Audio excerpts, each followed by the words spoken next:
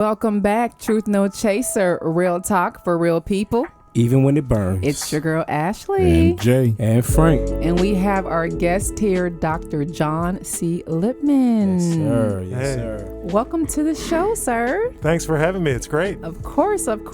We are going to get into his impressive and extensive bio. All right, y'all.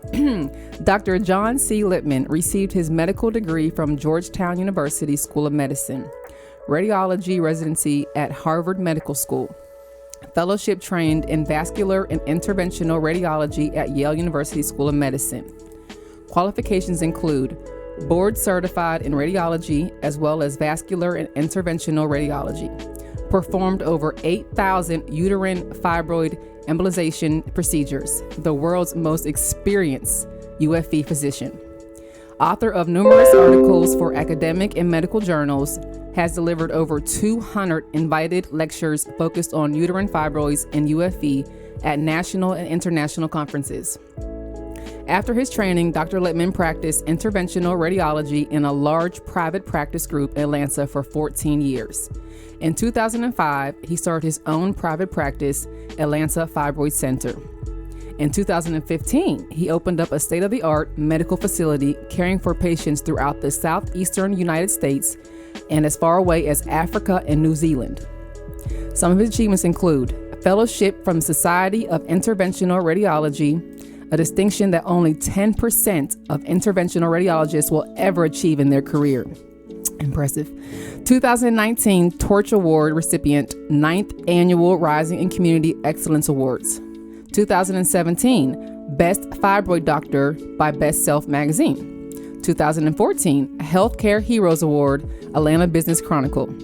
Dr. Lipman was chosen as the National Physician Spokesperson for the Fibroid Awareness Campaign of supermodel Beverly Johnson. A critical aspect of Dr. Lipman's mission includes educating the public about fibroids and UFE. Y'all, let's welcome again Dr. Lipman to the show. Yes, sir. Awesome. Welcome. The only question I have about your bio, sir, is do you ever, it's one thing to read your own bio, but when you hear it from somebody else, do you ever say like, yeah, I'm that dude?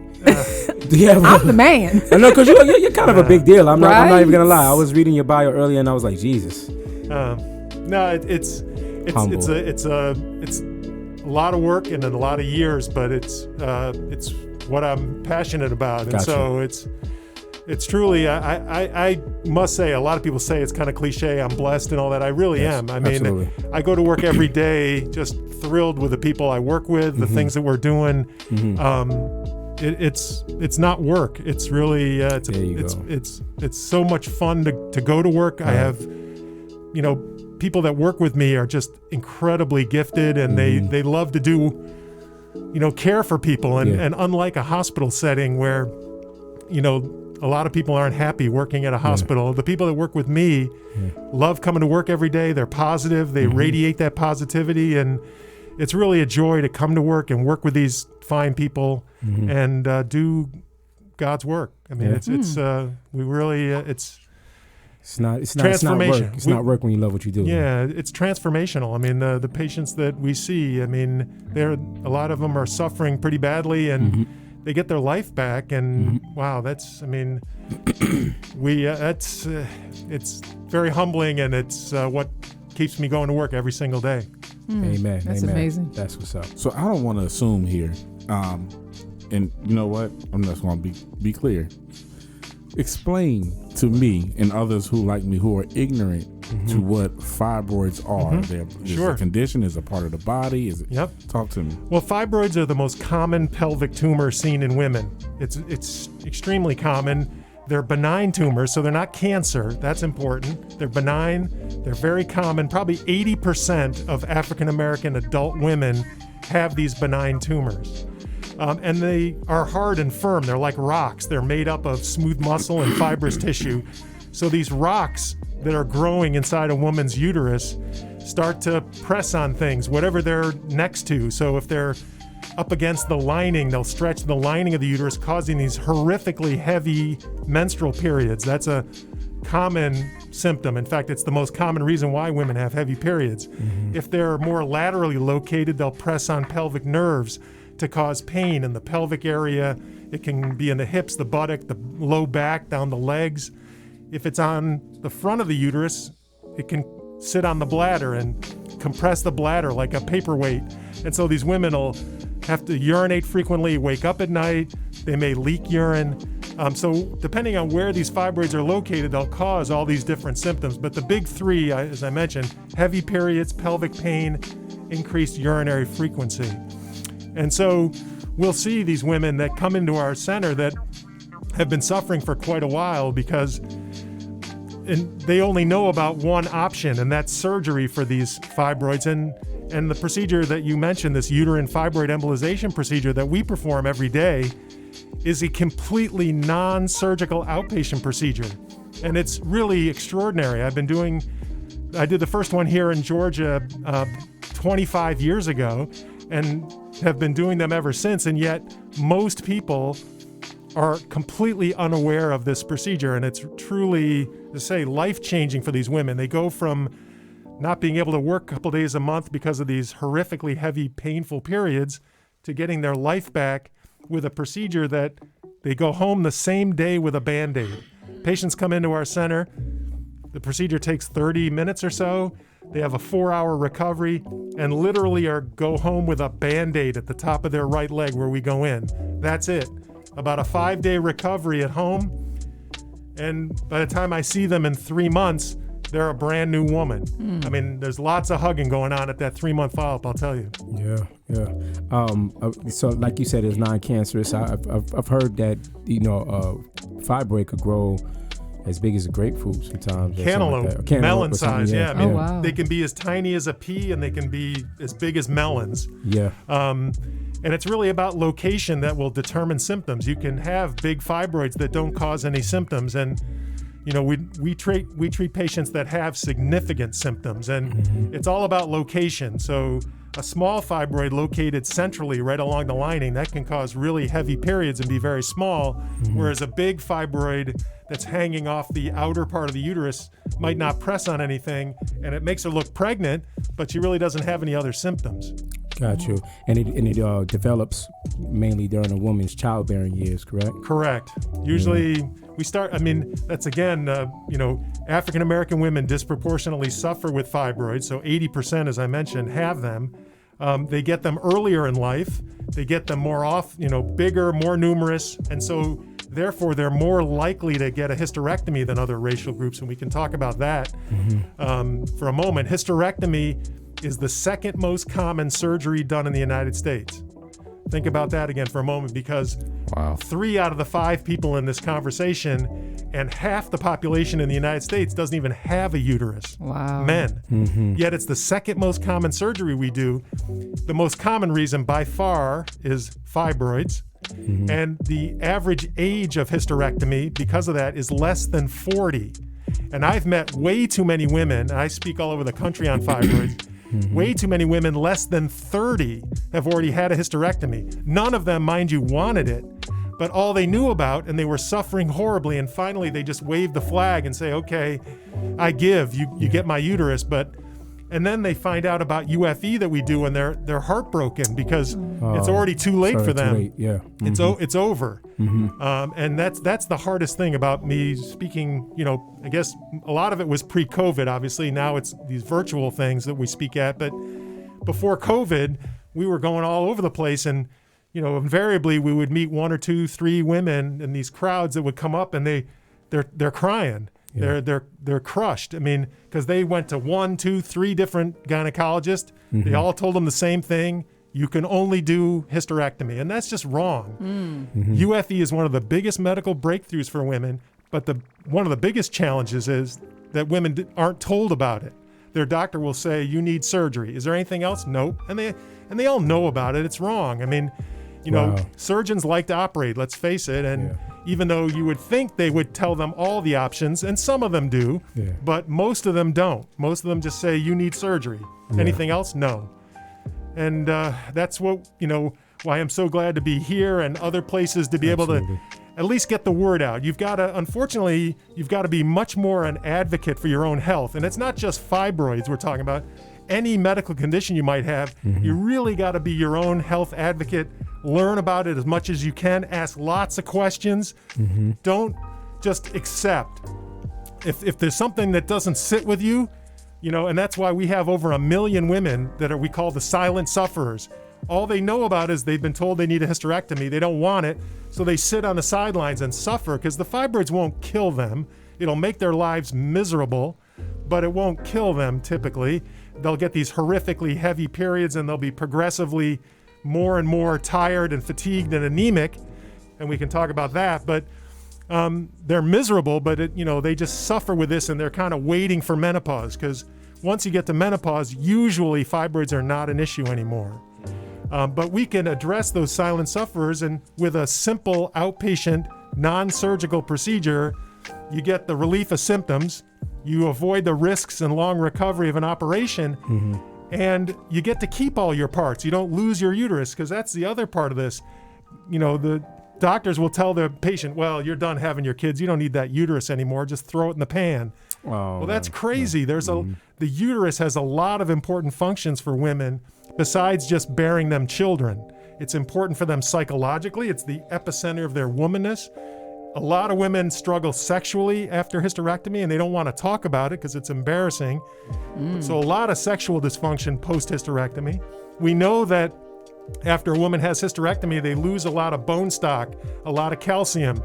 And African American women also have vitamin D issues. So, because of the pigment of the skin, the darker, it's harder to get adequate vitamin D. So you combine loss of bone and calcium with difficulties with vitamin D. It's like the double whammy. Yeah. And now there's evidence to suggest that there's cardiovascular effects for losing your uterus. And the earlier that you lose your uterus in your life, the worse it is. So it's just not necessary. You don't need to do any of that. In fact, we have every July is Fibroid Awareness Month in Georgia. Okay. And every July, and we have a hashtag, don't lose your you.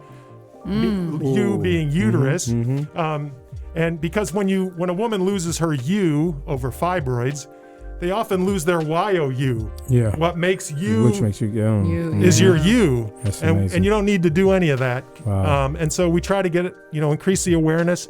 Our vice president, when she was senator, she introduced legislation for increasing fibroid awareness and increased fibroid research, because one of the things we have not done well is not a lot of research on it. AIDS and cancer and heart disease gets a lot of research and a lot of big pharma money, but nobody's been doing much in the way of fibroids. And so Kamala Harris and her associate in the House of Representatives co-introduced legislation, which now that the Democrats control the Senate and the House, hopefully will pass, because it's much needed, funding for the NIH to do research in fibroids, because we still don't know where they come from. Right. We know that once they arrive, they grow with estrogen, and that's why they can grow rapidly in pregnancy and why they tend not to be an issue for women in menopause. But beyond that, we don't know where the origin is, what causes them originally. And so hopefully her legislation will pass and we'll get some much needed research. Also, there's a lot of money in there for educational efforts on the treatment options, of which UFE really needs to be at the forefront, which nobody really knows about. Yeah, and I have a question really quick, and Tiff, I know you got one. So the fibroids are obviously more prevalent in African American women. Yes. How is that, or why? What's the medical reason behind that? There's a couple reasons. One is genetically it runs stronger in African American families, and second, it has to do with, as I mentioned, once fibroids are on the scene, they grow with estrogen. Estrogen is stored in fat, so while we can't pick our parents, we can't do anything about the genetic aspect, everybody can try to be as close to their ideal body weight, because if you can shed excess body fat through healthy eating, exercise, and losing those excess pounds, that will improve your fibroid health and your fibroid symptoms. It'll also improve your cardiovascular health. So what we try to do when a patient comes to us, and a lot of our patients are overweight or obese, we try to help them get in, better eating habits, lose that excess body fat, excess weight. There are foods that are kind of helpful as far as blocking estrogen. Colored fruits and vegetables, for instance, have what are called flavonoids. They're compounds that block estrogen production, block the enzyme that's important in estrogen production. So if you can eat more colored fruits and vegetables, that's good.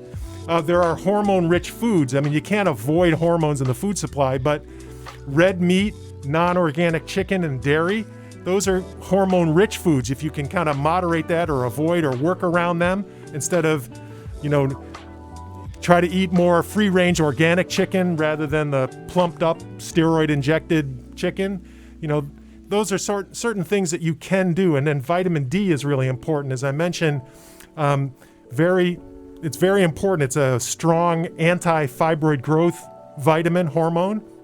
And so if you can check your vitamin D and supplement that, that'll also help your fibroid symptoms. So long answer to kind of why that is, but African American women in general have more body fat than other racial groups. So if you looked at fibroid incidence on one graph and you put underneath it, the body fat distribution, it's the same graph. I mean, African American number one, Latino, Caucasian, and then Asian have the lowest body fat and the lowest incidence of fibroids.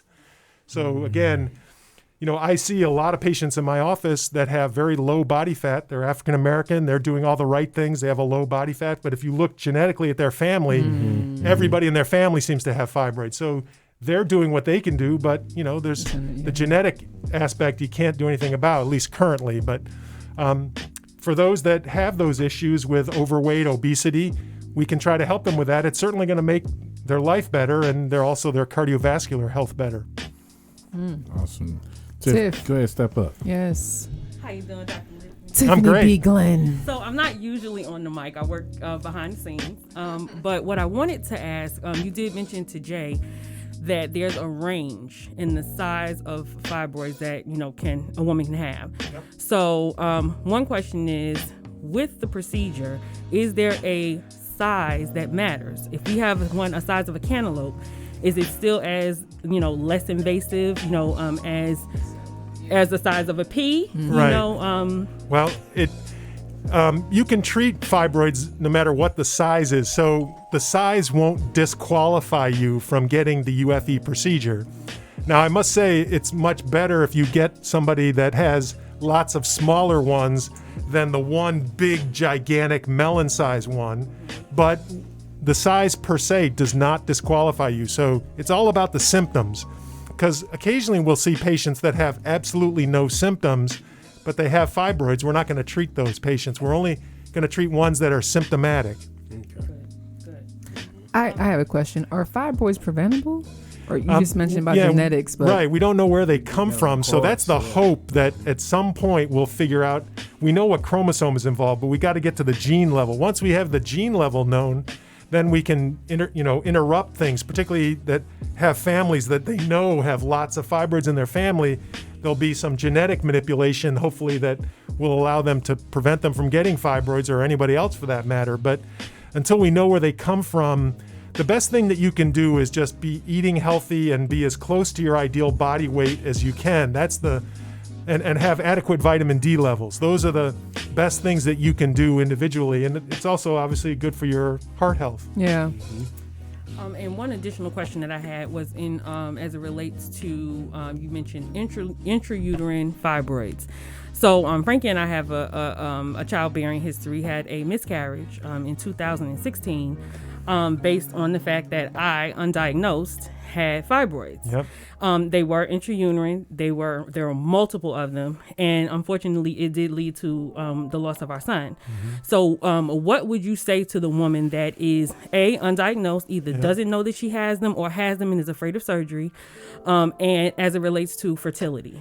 Well, the fertility example is the one time that fibroids would be treated without any symptoms. If a fibroid is clearly the culprit, and you don't know 100%, but you have an idea, depending on the location and the size of it, you can presume that a particular fibroid likely caused the miscarriage or prevented a woman from becoming pregnant. It wouldn't be someone currently that we would embolize, but those are handled surgically. So they wouldn't be embolized unless they had symptoms. Now, there are patients that have really horrible symptoms, and they have an interest in fertility, it's a longer discussion, but we will talk to them about embolizing them. We've had a number of women have children after UFE. I've had multiple sets of twins after UFE, so patients can get pregnant and have gotten pregnant. That's another thing that people will hear. Well, if you're interested in fertility, you can't have UFE. That's a myth. That's not correct. It is a longer discussion. If you're interested in fertility, you can have a UFE. So that's a myth if you're hearing otherwise. But it's a lengthier discussion. You've got to know your risks and benefits. I would say the bigger and more numerous fibroids you have, the more and the older you are, the more likely UFE is going to be better for you. The younger and the fewer fibroids you have by MRI, not ultrasound. That's another thing. Then, myomectomy may be the better route, but we see everybody and we talk to them about, the pros and cons and so forth. So you need to have that discussion with an experienced interventional radiologist that does a lot of fibroid embolization because, experience matters just like anything else. But we've been very fortunate to have a lot of, children afterwards. In fact, we put up a number of them on the bulletin board. We always love getting baby pictures. It's very gratifying. Our births are typically full-term and vaginal versus when you have a myomectomy, they're not going to let you have a vaginal birth. You got to have more surgery, a C-section. So again, there are important differences to discuss with your doctor about and get that second opinion. It's really important. Just don't accept the first opinion. And if anything doesn't feel right to you, you just walk. I mean, it's got to be comfortable for you. You've got to have a good relationship with whoever's taking care of you. And if you don't think that person is, caring for you, you need to look elsewhere. And don't be afraid to get other opinions. If a doctor is giving you pushback on getting a second opinion, then that's a red flag to me. Mm-hmm. You said it. You hit the nail on the head. That's exactly what I was going to say. Like it sounds like overall it just benefits you to get a second and third, sometimes maybe even fourth. But just don't settle for the doctor that says that the hysterectomy is the only option. Hysterectomy should be the absolute last resort. That's the last resort for symptomatic fibroids. Okay. Unfortunately, currently, it is often the first and only option given, even after the woman asks, "Is there anything else?" Nope. Right. And so that's very frustrating. That women are entitled. Anybody, any patient is entitled to know all their options, not just the surgical ones. I understand that the surgeons only operate; they don't do UFE. Well, that's okay. You still got to talk about UFE, and then if the woman is not interested in surgery, you really should, refer to an experienced interventional radiologist who can then take care of this patient. Right. I have one quick question. I'm not sure if it's true or not, but are fibroids fatal? They're not. I mean, a rare occurrence, somebody can bleed so much that they either succumb to having a heart attack from low blood or a stroke. But very, very rarely are they fatal. But some women very rarely can bleed so much. I mean, usually the blood loss, although it can be scary and can be quite a bit, is usually, relatively well handled by the body because it happens maybe for several days at a time. And then she can kind of, build back up a little bit. And then, she's got a couple of weeks or a month till it happens again. And so slowly over time, your body will adjust to lower and lower hemoglobins. You'll be becoming more and more fatigued, tired. You might get migraine-like headaches. You might chew or crave ice. Sometimes you chew crazy things like dirt or clay or cornstarch or flour. It's called pica. That's a significant anemic symptom. And so patients might say, "Oh, I never realized that was, an issue." In fact, when I ask them about, do you chew or crave ice, a lot of them will kind of recoil like I'm clairvoyant. Like how did you know my secret? some women can't drive by a QT or, a Without Quick Trip getting ice. without, it's not that they have poor gas mileage. They want to get that 64-ounce cup of ice and just chew it. They can't help it. Wow, my cousins love, and I never understood it. They need to talk to me about fibroids. Oh, Ask them about their periods. Oh my gosh, yeah. that's crazy. Yeah. I never. Wow. It's mostly strangers. Well, I see. I don't want to go straight to get ice. Like, hey, I know the perfect Well, person. no, for you. my one cousin back at home, and she, forever, she's always eating like a big cup of ice all the time. Yeah, wow. And in fact, it was wow. the AJC did an article not too long ago about these crazy people in Georgia that ate the Georgia white clay. It's made of kaolin. It's the main ingredient in kaopectate because it binds, for diarrhea. So these people would eat the Georgia white clay. It's crunchy. It's like ice, only, somewhat. It's crunchy. And so it's like, oh, these crazy people in Georgia, they eat clay. They're dirt eaters. And it's like, I'm reading this. It's like, you got to get to the meat of it. The meat of it is these women, I'm sure, have fibroids, and I'm sure they're bleeding horribly and they're anemic, and we could help them. You're just doing this superficial story about crazy labeling it. dirt eaters like they're the Gorilla Glue lady. It's like, no, there's a deeper story here. We can help these women, but nobody took the time to it's like, it's really sad. That's crazy. So, looking through your site, I stopped by the testimonials. I noticed that you also performed a procedure on Cynthia Bailey from Real Housewives of Atlanta. I did.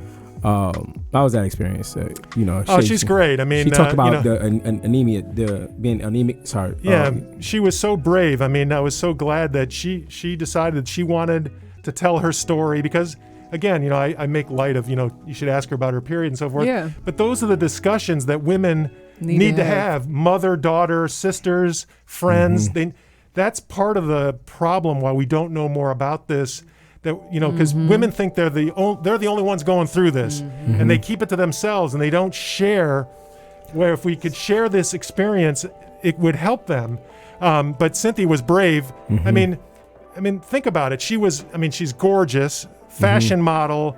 Everybody's got eyes on her, and she was at a Bravo event, and she's in this stunning gown, and all of a sudden the floodgates released, and she was just literally bleeding copiously down her legs and standing in a pool of her own blood.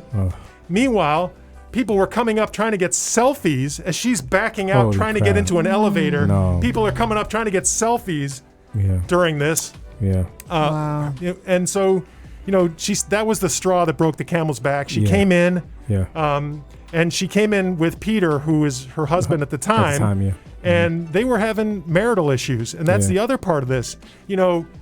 Men don't understand this period stuff. It's like, oh, that's a woman stuff. I don't want to know about it. Right. But if it affects your wife, it affects your life. And so it's really important. And from Peter's aspect, Peter didn't think Cynthia loved him anymore because they were not having relations. And so he wasn't getting his, and he was assuming that it must be because she doesn't love me. No. She's not having relations because literally she's wearing an adult diaper and she's gushing and flooding blood. And she's anemic, so she's obviously weak and tired and fatigued, and she's trying to build an empire, and it's all she can do to get through the day. And then to be at night, like when she's just wiped, sex is out of the equation. I mean, it's exercise, and you're anemic. You also don't feel very sexual wearing a diaper, an adult diaper. So he got to understand what she was going through, and it was like, the light bulb went off, and for the time, when they saved their marriage, when she returned to a normal lifestyle, she said, I gave her sexy back. So it's got to be, that's got to be worth something. But, they got back together because of, she was normal again. She got her life back. She got her energy back. She, feels sexy again. There was another gentleman, James, they had a similar story to my wife and I. Any advice? You kind of touched on it a little bit with Peter's situation. But, it may seem obvious as a few, but what advice would you be able to give to husbands as far as because like you said, if she's dealing with it, right, you're we're dealing with it, and so it's just like anything else. My wife and I participate in this walk every year. It's Married for Life walk, and we've been married 32 years now. And somebody asked, like, what's the secret of staying married that long? Because a lot of people weren't married that long that were in this walk. And I said communication. Talking with your spouse. I mean, communicating, and that's the trick, if you will, because if you're not communicating, you make all these crazy assumptions. Like Peter was, he was way off base. But if you're not communicating, then how do you know? And that's the best advice I would give is to have that, communication with your spouse. If she's going through something, try to understand it, try to empathize for it. I mean, men obviously don't have periods, so we can't really know what that's like, but we can empathize about it, and we can be supportive of them, and want them to get well and seek help and get their life back, because when she feels better, you're going to feel better. And women are not only take care of themselves and their spouses, but they're responsible for the health care of the entire family. So when mama's not feeling well, the whole family ain't feeling well. Wow. I'm just floored. Yes. Does it make vital sense? information. Just even for myself. Whose idea was to have him again? I hope Right, I'm Tiffany. Tiff, cause, but I'm sick because it's for myself, as a woman. Twas not. I'm thinking in my head it wasn't. It was you. wow. I'm It was sorry. me. I'm sorry, Jay. I'm sorry. My bad. I give props. He to wants his due. kudos. Give props in his He due. wants kudos. No. But I appreciate. I appreciate definitely the communication between you two at the Turkey Day. Yeah. Because it is vital information for men. The average guy is going to look at this and say, like, what does this have to do with me? Right. But you just said, as you just stated, the woman being, the most important piece on the chessboard. Yeah, you understand what I'm saying? I take care of queens every day. There you go. Yeah. And honestly, just now, the more I read and had to Google before you got here, honestly, so I don't sound like a dummy. But the more that I've learned about this this particular topic, just takes me back to a time where I realized I probably, I should have understood. Now I didn't pull a Peter route and assume Right. anything, Right. But Doc, I thank you so much for coming here today. I appreciate it. I mean, Absolutely. the procedure is so easy. I mean, relatively speaking, as I say, we direct a catheter under X-ray into each of the uterine arteries one at a time. And each of the uterine arteries branch like a tree, getting smaller and smaller branches till you get out to the leaves. Mm-hmm. The fibroids are the leaves of the tree. And so I can flow direct these little tiny particles to block the blood flow to each and every fibroid. The big trunk and the main branches stay open. All the fibroids die. Mm-hmm. So it doesn't matter if you have 1 or 100, doesn't matter how big, where they're located. It should treat them all. And that's, again, one of the many benefits of this incredible procedure called UFE. I mean, our patients go home the same day with a Band-Aid. There's a brief 5-day recovery. And as I say, by the time I see them in 3-month follow-up, they're transformed. They're a brand new woman. I mean, it's something everybody who's suffering with fibroids needs to at least look into. I'm not saying, Right. If you've been told you need surgery for fibroids, that's somebody that should at least look at UFE, because particularly if it's hysterectomy is absolutely unnecessary for fibroids. You can do it, but it should be the last resort. Here's a procedure, and it's covered by every insurance. That's not an issue. Every insurance covers UFE. You should look at it because, say, going home with a Band-Aid and all your parts is way better than getting cut open surgically. Way better. Ladies and gentlemen. So I do have a question. Please, go ahead. Once again, I'm very transparent. I have no problem hiding anything or saying anything. I'm sorry. So someone, myself, who I was told I do have like small fibroids. I've never been pregnant. Not trying to get pregnant right now. But when I do decide, should I look more into it? Well, having fibroids is very common. Obviously, as we mentioned, 80% of African American women have them, and if they're small, likely they're not going to be any issue for you. most women, even if you got pregnant, most women with fibroids, even though fibroids can cause infertility problems, most women with fibroids have absolutely normal pregnancies. Okay. And so, it's good. It's important to know that it could be an issue, but for most women, fibroids are not an issue other than the fact that they will grow during the pregnancy, but it doesn't interfere with the pregnancy one bit. So that, it's important to know the information, but hopefully they won't be an issue for you. Please. Wow. Well, Jay, I want to thank you for deciding to have Dr. Lipman, because I'm pretty sure, and I, as myself again, is not knowledgeable on this topic, especially in our community. Like you said, we don't discuss it enough because we're embarrassed or ashamed, or we just don't know. We don't have the knowledge. So thank you. And when I met Dr. Lipman, it was pretty cool because when he said what he did and how passionate he was. Yeah, you can tell. I just immediately thought about how many women I know who mentioned, and I didn't even know what it meant. I just knew it was something in here. Right. I didn't know if it was a stomach thing or a uterine thing. I just knew it had to do with women, and how many women I just know in my common life, relatives, friends, that say they have fibroid issues. Mm-hmm. And then I thought about how many times I've just passively known a woman of getting a hysterectomy. I got to get a hysterectomy with fibroid. And you said, that's not the only way to treat it. And I was like, well, that's the only way I've ever heard of anybody ever getting it treated. Right. And that's what we're trying to educate people and talk to as many people as that will listen, because you don't need to have hysterectomy for fibroids. That should be, the absolute last resort. We've tried everything. Because most likely, the success for UFE in my hands is over 90%. So 9 chances out of 10, you'll get the relief you're looking for. And usually it's a one and done. If the embolization procedure is done for a woman that's over 40, she won't have enough time to grow any new fibroids before menopause. So this is a nice bridge to menopause for the vast majority of patients that we see. Even if they're younger, okay, they have a longer time horizon. They might grow some new fibroids, maybe. But even the worst case scenario, you do this procedure twice, 2 of these procedures is still way, way better than 1 hysterectomy. So do you have any upcoming events that people can check you out, whether it's virtual or Zoom or whatever? We don't have any upcoming virtual events that I'm aware of. We've just recently done several of them, but nothing coming up to mind in the near future. But July is Fibroid Awareness Month, so hopefully July will be packed with lots of events. Hopefully some will be non-virtual. It'd be nice to actually have some communication and interaction like this, and even if it has to be distanced, at least it's better than. I'm getting tired of doing virtual stuff, I got to tell you. But right.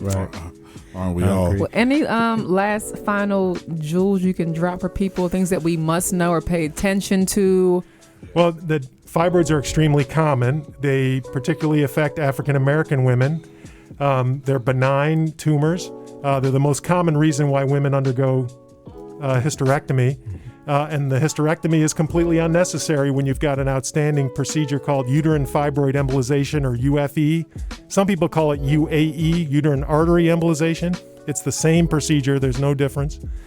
And you can get your life back. You don't have to suffer in silence with these horrible symptoms. And, no matter what you've been told, seek out an interventional radiologist that's expert in treating fibroids, because very likely you can get your life back without any surgery whatsoever. Wow. And an OBGYN is different from an interventional radiologist. Right. An OBGYN is a different type of physician. They're surgically trained. I'm an interventional radiologist. My training is radiology and imaging and image guidance. So we can go anywhere in the body from the inside. We're the inventors of angioplasties and stents, and we can replace surgeries all over the body. But in my particular area of expertise, we're replacing the surgeries, myomectomy and hysterectomy for women with fibroids. Yeah. So for all our listeners, all our watchers, our viewers, if you learned anything from this show, before you go out there and get that hysterectomy. Call Dr. Lip. Seek other options. Because we actually sat down with Dr. Lipman with is the the option. world's most experienced Dr. UFB Lipman physician. is You the caught that option. right. The world's most The Experience. world's most experienced sat I down read with that. With over TNC. 8,000 procedures. I don't think I did anything 8,000 times in my life. maybe Listen, maybe 8. Not maybe, anything maybe not anything that wasn't involuntary. Right, Certainly not. maybe at 8. Before we 8 get up something. out of here, thank you again, sir. We so appreciate it. Sure, my pleasure. If anyone out there wants to get more information or check him out, again, no hysterectomies, please Right. Please. exhaust all options first. Mm-hmm. On Facebook, Atlanta Interventional Institute. Again, on Facebook, Atlanta Interventional Institute. On Twitter, at Dr. Lipman 1, DRLIPAMN 1. And on Instagram, Dr._Lipman, LIPAMAN, And on his, I had a brain fart. His email address is john@atlii.com. And website is www.atlii.com. Yeah, the two best ways. Yeah, atlii.com, as you said, is my website. Instagram, dr_ my last name, LIPMAN. And we have a YouTube channel with over 150 videos. That's Atlanta Fibroid Center on YouTube. And if they just want to call the office and schedule a consult or talk to someone in the office, that's 770-953-2600. Guys, wow. Thank you so much, Dr. Oh, Lipman. my pleasure. We So feel much, so yes. privileged to sit down with Oh, you. yeah, please. For real. Wow. Ladies, be more mindful, be more careful of your body, and seek all options. Do not go the first route. Always get a first, second, third, sometimes fourth opinion as well. Yeah, Absolutely. Somebody say, I feel you're right. I do feel privileged. I Somebody said the world's you've most... met Dr. Lipman. Oh yeah, that's my homie. Man. Go to YouTube, check us out. We sat down and talked to him. Oh, Doc. Yeah. Please, He called me a queen. What are you Please. talking about? It's my friend. What are you talking about? I know him without the coat. Right? All right, we're going to get up out of here, y'all. You checked us out on Naked Truth. Make sure you check out Dr. Lipman for any of your questions. He gave you all his handles. We'll post it as well. And thank you again, sir. Thank you. Thank you. My See pleasure. y'all next Awesome. week. Yes, thank you. Hats off, man.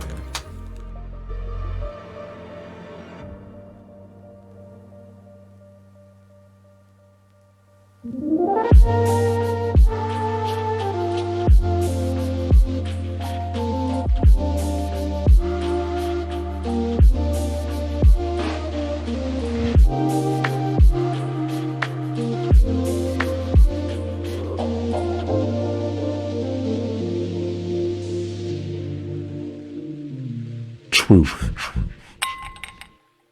No chaser.